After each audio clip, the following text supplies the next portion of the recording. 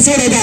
अभी नागेंद्र भैया बचे हैं, मैं तो अभी छोटा सा एंकर हूँ, छोटा सा युवा हूँ, आप लोग मुझे जानते भी होंगे, अभी छात्र हूँ। फिर ये निमंत्रण नहीं भेजे जाते, जिनका जमीर जिंदा होता है अपने आप आ जाते हैं, अपने आप आ जाते हैं। साथियों, बाबा साहेब कहते थे शिक्षा वह शेरनी का दूध है, जो पिएगा वही कहावेगा। मानते ही रहते रहेंगे। बहुत बहुत धन्यवाद। मैं चाहूंगा कि मेरे बड़े भाई नागेंद्र जी कुछ कहे। बहुत बहुत धन्यवाद। सबसे पहले हम अपनी माताओं बहनों को और संत शिरोमणि बाबा रविदास जी को के चरणों में कोटि कोटि नमन करता हूँ। बाबा भीमराव अम्बेडकर जी के चरणों में कोटि कोटि नमन करता हूँ।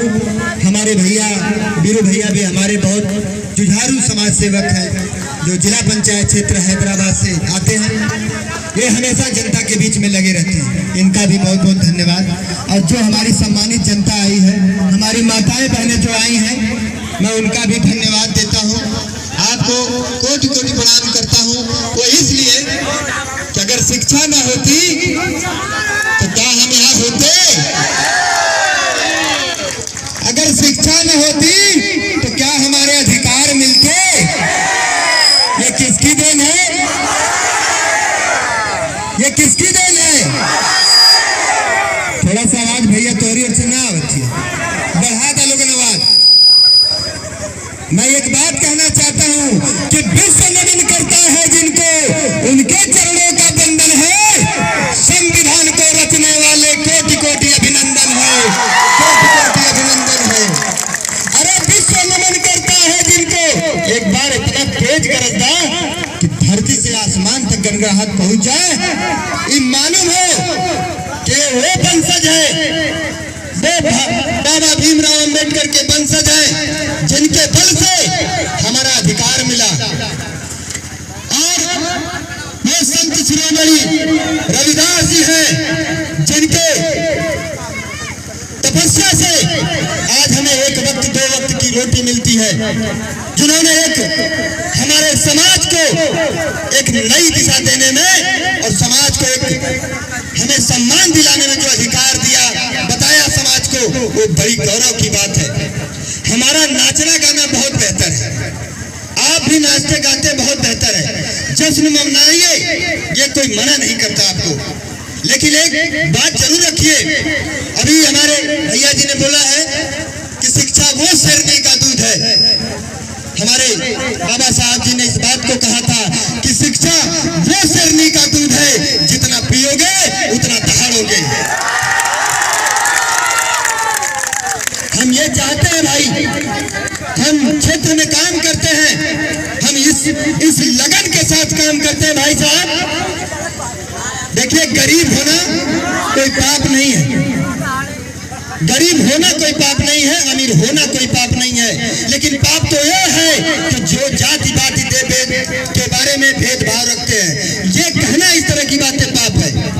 अगर आप हमारे सचिन भैया, विनोद भैया, अनिल भैया और जितने हमारे कार्यकर्ता साथी हैं, ये पूर्वांचल जनशक्ति सेवा संघ, हम लोग इस संस्था को इसलिए चला रहे हैं कि सच में एक समय आएगा, याद रखना, मैं ऐसी व्यवस्था बना रहा हूँ, क्रिएट कर रहा हूँ, हम लोग मिलकर गांव गांव में, क्षेत्रों में जाकर, कि इस तरह की भाव हो हमारे बीच में कि अगर आपके घर परिवार में कोई तकलीफ हो तो कभी वो परिवार ये महसूस ना करे कि हम अकेले हैं, पूरा परिवार, पूरा क्षेत्र उसके साथ खड़ा होकर उसका मदद करे।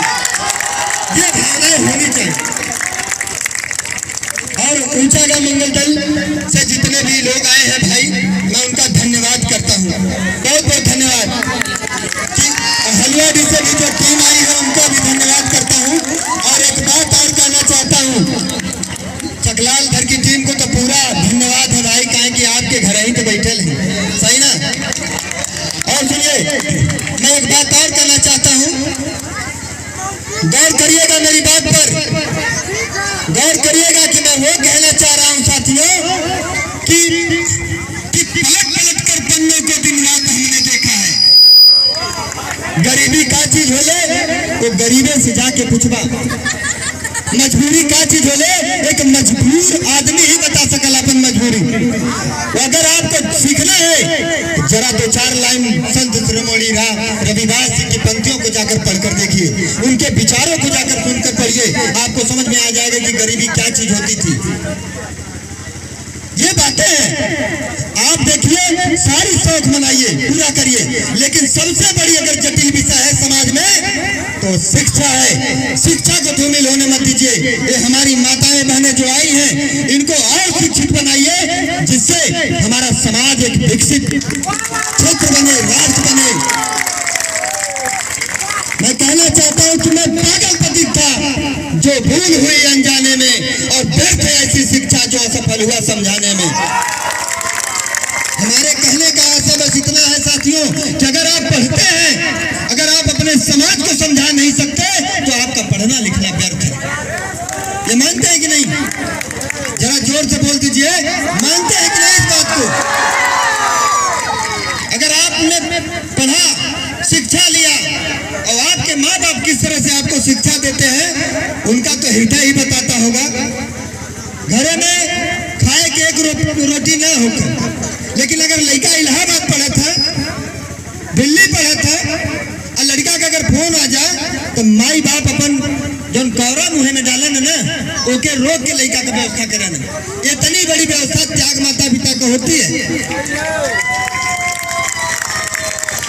और उस शिक्षा को इसीलिए मैं कह रहा हूं कि मैं पागल पथिक था जो भूल हुई अनजाने में। अगर आपसे कोई गलती हो जाए या मुझसे कोई गलती हो जाए